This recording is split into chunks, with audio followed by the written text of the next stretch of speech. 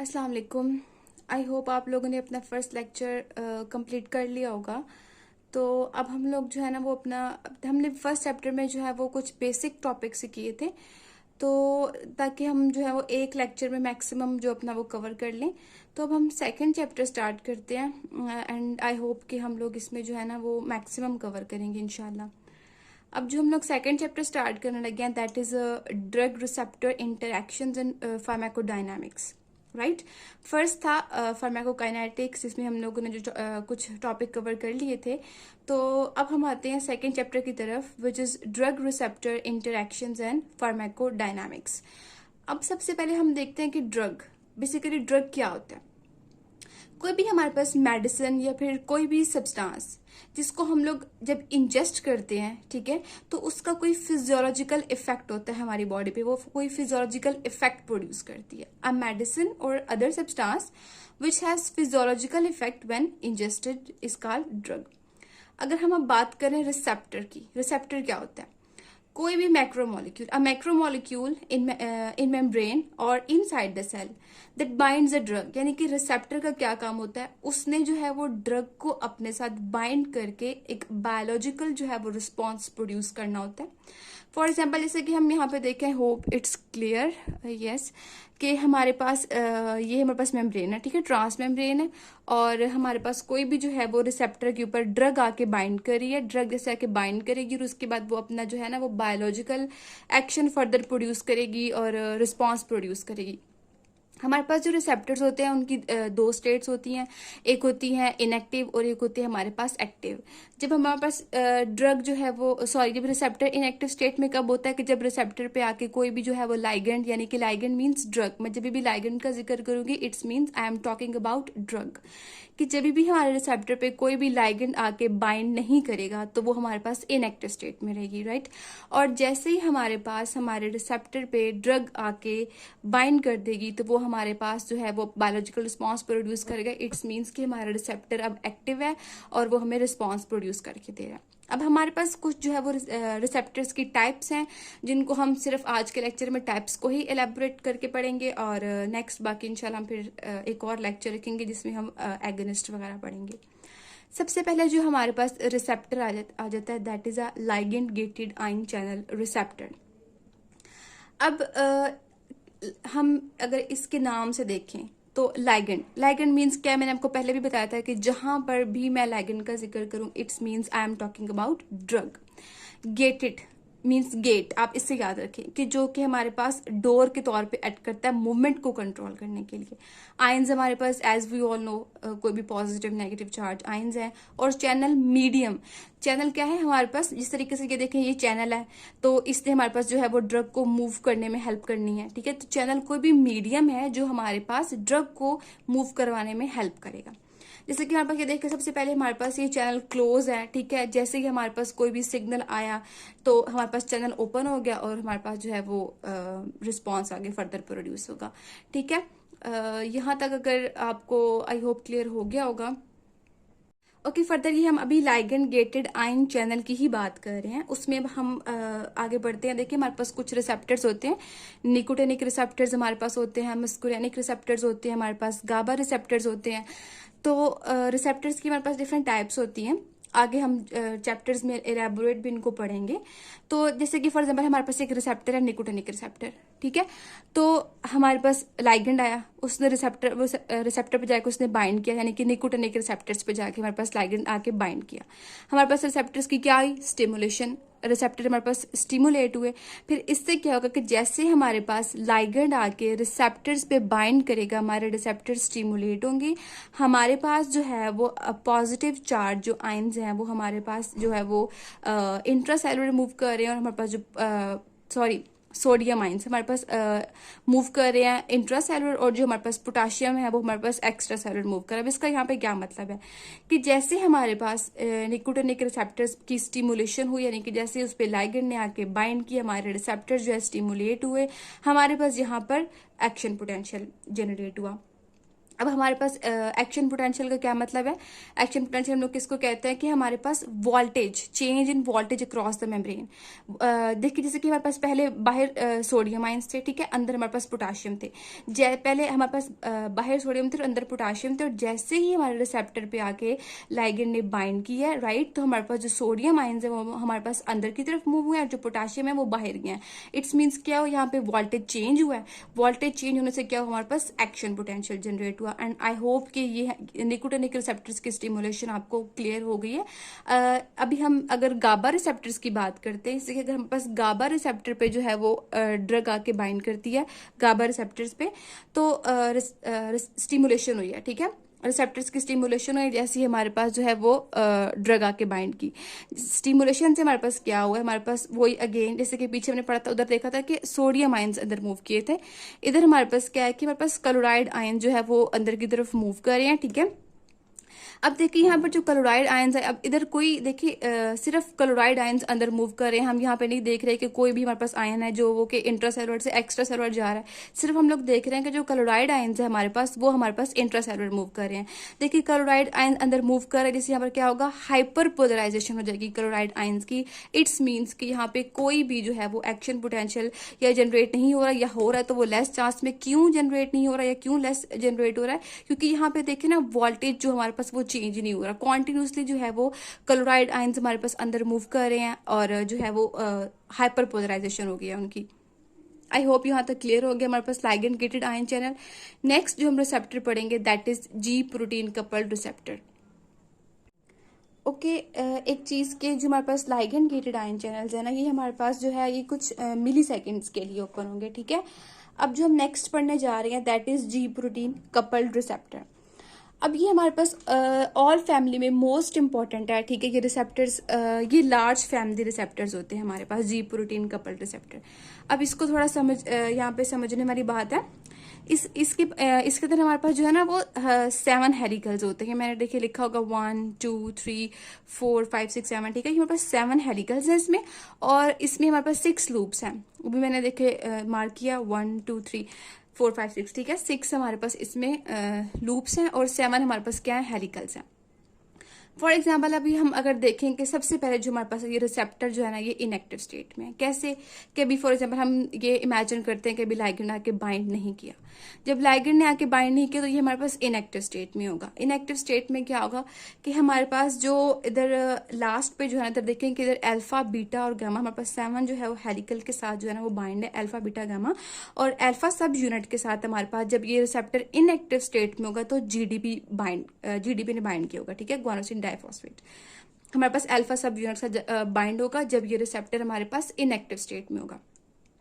जैसे ही हमारे पास active receptor अपनी एक्टिव स्टेट में आएगा, कैसे कि हमारे पास लाइगेंड जो है उसने आके बाइंड किया है रिसेप्टर के साथ, ठीक है, तो एक करंट फ्लो होगा, ठीक है, कि सारे लूप में हेलिकल्स में एक करंट जनरेट होगा जैसे ही हमारे पास एक लाइगेंड आके बाइंड करेगा, ठीक है। लाइगेंड ने आके बाइंड किया हमारे पास और उसके बाद जो है वो हमारे रिसेप्टर में एक करंट फ्लो हुआ जैसे ही हमारे पास अल्फा सब यूनिट के साथ जीडीपी बाइंड था, राइट। तो जीडीपी फौरन जो है वो जीडीपी में कन्वर्ट हो जाएगा। ये क्या कि हमारे पास रिसेप्टर जो है वो एक्टिव हो गया, तो जीडीपी हमारे पास क्या होगा, जीटीपी में कन्वर्ट होगा। जैसे हमारे पास जीडीपी जीटीपी में कन्वर्ट होगा, यहाँ से जो है हमारे पास ये अल्फा सब यूनिट यहाँ से सेपरेट आउट हो जाएगा, ठीक है। और फर्दर जो है फिर ये हमारे पास रिसेप्टर आगे रिस्पॉन्स प्रोड्यूस करेगा, ठीक है। आगे विद इन द सेल जो हमें रिस्पॉन्स चाहिए होगा फिर ये हमारा रिस्पॉन्स जो है हमें प्रोड्यूस करेगा, ठीक है। और ये हमारे पास जो है वो ये सेकंड्स टू मिनट्स जो है ये हमारे पास रिस्पॉन्स आता है इस रिसेप्टर का। आई होप यहाँ तक क्लियर है कि हमने लाइगेंड गेटेड में क्या पढ़ा और जी प्रोटीन के हमने ये डायग्रामेटिकली देख लिया इसको, रिसेप्टर्स को, ठीक है। जब रिसेप्टर इनएक्टिव स्टेट में होगा तो अल्फा बीटा गामा के साथ अल्फा के साथ सॉरी सब यूनिट के साथ जीडीपी बाइंड होगा। जैसे ही हमारे पास लाइगेंड आके बाइंड होगा एक करंट जनरेट होगा, करंट फ्लो होगा होल रिसेप्टर में, ठीक है। और जीडीपी जीटीपी में कन्वर्ट होगा और साथ ही जो अल्फा सब यूनिट है वो जीटीपी के साथ यहाँ से सेपरेट आउट हो जाएगा, ठीक है। फर्दर हमारे आगे जो है वो बायोलॉजिकल रिस्पॉन्स प्रोड्यूस करेगा। यहाँ तक क्लियर हो गया। ओके, नेक्स्ट अब हम जी प्रोटीन की जो है ना वो टाइप्स पढ़ रहे हैं, जिसमें 3 इसकी टाइप्स रहती हैं, G S G Q and G I, ठीक है। जी आई जो है वो हमारे पास इनहिबिटरी है, यानी कि हमारे पास रिस्पॉन्स को इनहिबिट करेंगे, और जी एस और जी क्यू ये दोनों जो है ना ये स्टिमुलेटरी हमारे पास रिसेप्टर्स हैं। अभी इन दोनों को हम देखते हैं। जीएस हमारे पास जब इस रिसेप्टर के साथ आकर जब कोई भी लाइगेंड बाइंड करता है तो ये हमारे पास एक एंजाइम है एडिनाइलाइल साइक्लेज, उसको एक्टिवेट करेगा। एक्टिवेट करके फिर ये आके जो है वो अपना मैसेंजर प्रोड्यूस करेगा जो कि है CAMP, ठीक है। ये हमारे पास GS की हम लोग बात कर रहे हैं। सेम इसी तरीके से अगर हमारे पास GQ है तो जब लाइगेंड हमारे साथ आके बाइंड करेगा रिसेप्टर के साथ तो ये एक एंजाइम फॉस्फोलाइपेज C को एक्टिवेट करेगी। मैंने आपको पहले भी बताया था कि जब भी रिसेप्टर के साथ लाइगेंड आके बाइंड करेगा तो वो अपना रिस्पांस प्रोड्यूस करेगा, ठीक है। तो ये देखिए ये अपना रिस्पांस इस मैसेज की फॉर्म में प्रोड्यूस कर रहे हैं CAMP में जब ये एक्टिवेट हुए, और ये जो है ये अपना इस प्रोड्यूस कर ये डैग और IP3 की फॉर्म में हमारे पास जो है ना ये रिस्पांस को प्रोड्यूस कर रहा है। सही, यहां तक समझ आएगी। डैग हमारे पास क्या है, डाई इसाइल ग्लिसरॉल, और IP3 हमारे पास क्या है, ट्राइफॉस्फेट।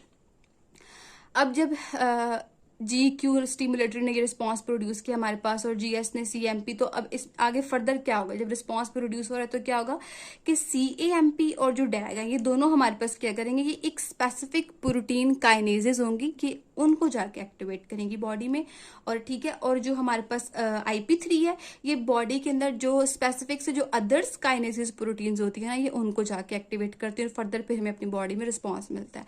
आई होप यहाँ तक क्लियर हो गया होगा। Ligand gated ion channel and G protein, कोई भी क्वेश्चन हो आप उसको ग्रुप में पूछ सकते हैं। नेक्स्ट अब हम थर्ड जो अपना पढ़ेंगे that is enzyme linked receptor. Okay, next हमारे पास सॉरी एक चीज भी मैंने पीछे मिस किया, G प्रोटीन कपल रिसेप्टर। जो हमारे पास लाइगेंड गेटेड आयन चैनल था उनका जो हमारे पास रिस्पांस था वो हमारे पास विद इन सेकेंड्स आ रहा था, ठीक है। जो हमारे पास G प्रोटीन कपल रिसेप्टर था इनका विद इन सेकेंड्स 2 मिनट्स, और जो हमारे पास अब एंजाइम लिंक्ड रिसेप्टर्स हैं इनके हमारे पास मिनट्स 2 आवर्स। अब एंजाइम लिंक्ड रिसेप्टर इनके हम लोग नाम से देख लेते हैं कि हमारे पास जो एंजाइम है इसमें इसकी डायरेक्ट इन्वॉल्वमेंट है हमारे पास ट्रांसपोर्ट में। वो कैसे, वो हम लोग अभी आगे देख लेंगे कि कैसे इसकी डायरेक्ट इन्वॉल्वमेंट है। उसके बाद लिंक्ड मीन्स के अटैच, यानी कि इसमें हमारा जो है एंजाइम अटैच होगा रिसेप्टर के साथ। रिसेप्टर्स वही जिसका लाइगेंड है कि बाइंड करना है, and trans membrane which means across the membrane. अब इसको हम लोग काइनेज लिंक्ड रिसेप्टर्स भी कह रहे हैं, और वो क्यों कह रहे हैं वो भी आगे पता चलता है। अब देखिए सबसे पहले हमारे पास जो रिसेप्टर है ये इनएक्टिव स्टेट में है, राइट। ये दोनों मोनोमर के तौर पे अलग अलग दोनों है, तो ये मोनोमर के तौर पे एक्ट कर रहे हैं, और ये दोनों हमारे पास इनएक्टिव। ये हमारे पास इनएक्टिव क्यों है, क्योंकि हमारे पास कोई भी यहाँ पे अभी लाइगेंड या कोई भी ड्रग आके या कोई भी हार्मोन है कि अभी तक यहाँ पे बाइंड नहीं किया, दैट्स वाई ये इनएक्टिव है। और मैंने आपको कहा था कि इसको हम लोग काइनेज लिंक्ड रिसेप्टर क्यों कहते हैं, क्योंकि ये देखें इनके जो हेलिकल चेन के देखिए नीचे हमारे पास इंट्रासेलुलर रिसेप्टर टायरोसिन काइनेज मौजूद है। अब समझ आ गई कि इधर एंजाइम मौजूद है, एंजाइम लिंक्ड है इस इन रिसेप्टर्स पे, इसीलिए हम इसको एंजाइम लिंक्ड रिसेप्टर्स कह रहे थे। अब इसमें हम क्या देख रहे हैं कि अब फर्दर हम अभी हमारे पास जो है ये इनएक्टिव स्टेट में है, तो अब हार्मोन या फिर कोई भी लाइगेंड या कोई भी ड्रग जो है वो हमारे पास आके बाइंड करेगी। ये मोनोमर्स जो थे ये यहाँ पे आपस में आके इधर जो रिसेप्टर टायरोसिन काइनेज ये एंजाइम आपस में आके लिंक्ड होकर डायमर के तौर पे एक्ट कर रहे हैं।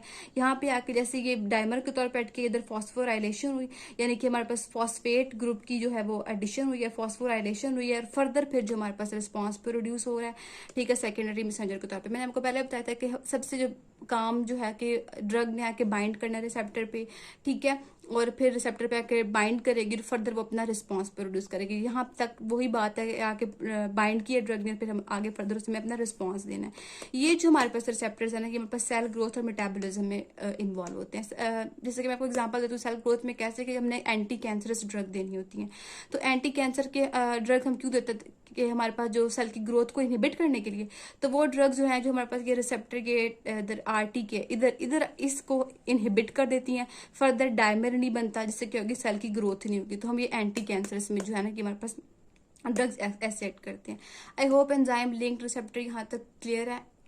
ओके, आज का हमारा लास्ट टॉपिक है intra cellular receptors. Word name से ही देख रहे हैं कि intra cellular means within cell, ठीक है। अब ये रिसेप्टर्स हमारे पास विद इन सेल होते हैं, और मैंने डायग्रामेटिकली इसको आपको समझाती हूँ। अब देखें कि ये हमारे पास मेम्ब्रेन है, मैंने सारी डायग्राम लेबल तो किया है। ये हमारे पास सेल मेम्ब्रेन है, ये अंदर हमारे पास साइटोप्लाज्म है, ये रिसेप्टर मौजूद है, ठीक है। और ये जो इसका अंदर वाला सारा ये मैंने इसको इधर ओपन करके जो है बनाया, मैं आपको ये बाद में बताती हूँ। सबसे पहले देख रहे हैं कि हमारे पास मेम्ब्रेन है, ठीक है। मैंने आपको पहले बताया था कि जो मेम्ब्रेन है इससे जो है वो लिपोफिलिक ड्रग जो है ना वो पास आउट होती हैं। हाइड्रोफिलिक ड्रग्स पास आउट नहीं होती, क्यों? क्योंकि वो हमारे पास चार्ज होती हैं, they are macro in size, ठीक है। और जो हमारे पास ये सेल मेम्ब्रेन है ये भी हमारे पास लिपोफिलिक इन नेचर होती है, that's why lipid soluble drug जो यहाँ से इजीली पास आउट होती हैं। अब हमारे पास क्या होता है कि ये देखिए फॉर एग्जांपल नीचे इधर आप देखते हैं कि हमारे पास फॉर एग्जांपल जो है ना वो ये ड्रग लाइगेंड लाइगेंड यानी कि ड्रग जो है ये अपने रिसेप्टर पे आके बाइंड हो गई है। जैसे ही हमारे पास ये अपने रिसेप्टर से आके बाइंड किया, अब इसने रिस्पॉन्स प्रोड्यूस किया, राइट। अब इसने जब रिस्पॉन्स प्रोड्यूस करना था, ये हमारे पास यहाँ से जैसे ही लाइगेंड आके रिसेप्टर पे बाइंड किया, हमारे पास रिस्पांस प्रोड्यूस हुआ है। और देखिए ये रिस्पांस ये भी हमारे पास साइटोप्लाज्म की बात करेंगे इधर, ठीक है। साइटोप्लाज्म में अब ये रिसेप्टर है, इधर आके लाइगेंड ने बाइंड किया है और हमारे पास जो है ये रिस्पांस प्रोड्यूस हुआ। अब ये देखें कि जैसे ही हमारे पास ये लाइगेंड ने इधर बाइंड किया है तो ये हमारे पास जो ये देखें कि जो न्यूक्लियस के अंदर जो हमारे पास ये रिसेप्टर है ना, ये देखिए रिस्पांस उधर जा रहा है न्यूक्लियस वाली साइड पे। न्यूक्लियस के अंदर जो डीएनए है, सही है। ये जो न्यूक्लियस के अंदर जो हमारे पास डीएनए और जो इधर रिसेप्टर्स हैं, बेसिकली जो है हमारा रिस्पांस इस साइड पे जो हम लोग यहाँ पे जनरेट करना होता है, ठीक है। अब देखिए यहाँ पे कि जैसे कि ड्रग बाइंड किया रिसेप्टर के साथ, अब जो हमारे पास यहाँ से एक्टिवेशन इधर जो है न्यूक्लियस के साथ यानी कि जो डीएनए के साथ इधर रिसेप्टर्स मौजूद हैं, इधर तक हमारे पास रिस्पांस है। और फर्दर फिर जैसे ही हम यहाँ पे आके ड्रग इधर आके जब बाइंड करेगी तो हमारे पास फर्दर हमारा रिस्पांस प्रोड्यूस होगा, जो कि प्रोटीन यानी कि प्रोटीन सिंथेसिस फर्दर हमारी होगी। अब इन शॉर्ट अगर मैं आपको बताऊं कि क्या है कि हमारे पास जो लाइपोफिलिक ड्रग्स होती हैं वो हमारे पास जो है वो मेम्ब्रेन को क्रॉस करती हैं, ठीक है। साइटोप्लाज्म में रिसेप्टर्स मौजूद होते हैं, वो रिसेप्टर्स आके जाके बाइंड करती हैं, वो एक्टिवेट होती हैं, ठीक है। एक्टिवेट होके फर्दर जो हमारे पास न्यूक्लियस है उसके अंदर जो डीएनए है उसके साथ उनके रिसेप्टर्स मौजूद होते हैं, वो वहां पे जाके बाइंड करती हैं। इधर देख लें यहाँ पे जाके बाइंड किया उन्होंने, अपना इफेक्ट प्रोड्यूस किया यानी कि हमारे पास रिस्पॉन्स प्रोड्यूस किया, यानी कि प्रोटीन सिंथेसिस की। अब कुछ ड्रग्स इतनी स्मॉल इन साइज होती हैं कि उनको ये साइटोप्लाज्म से गुजर के जाकर इधर अपना रिस्पॉन्स दे के इधर न्यूक्लियस के अंदर जाने की जरूरत नहीं होती। वो डायरेक्ट ही हमारे पास उनका जो रिसेप्टर है ना वो डायरेक्ट न्यूक्लियस डीएनए के पास मौजूद होता है। वो इतनी स्मॉल इन साइज होती हैं कि वो यहाँ पे जाके बाइंड कर जाती हैं उन इनके न्यूक्लियस में डीएनए के साथ जो रिसेप्टर मौजूद होते हैं, और फर्दर फिर वो अपना जो है ना वो एक्शन प्रोड्यूस करती हैं, प्रोटीन सिंथेसिस, ठीक है। अब यहाँ तक आई थिंक आपको समझ आ गई होगी, और यहाँ तक ही हमारा आज का टॉपिक था। और अगर आपको कुछ समझ आज के टॉपिक में नहीं आई तो आप पूछ सकते हैं, ठीक है। ये हमारे पास हमने आज रिसेप्टर्स ही कवर करने थे, चारों हमने वो कवर कर लिए हैं। बाकी जो हमारे पास रिमेनिंग टॉपिक है वो हम नेक्स्ट लेक्चर में कवर कर लेंगे। नेक्स्ट लेक्चर में हमारा सेकंड चैप्टर कंप्लीट हो जाएगा इंशाल्लाह। Till that Allah Hafiz, thank you so much.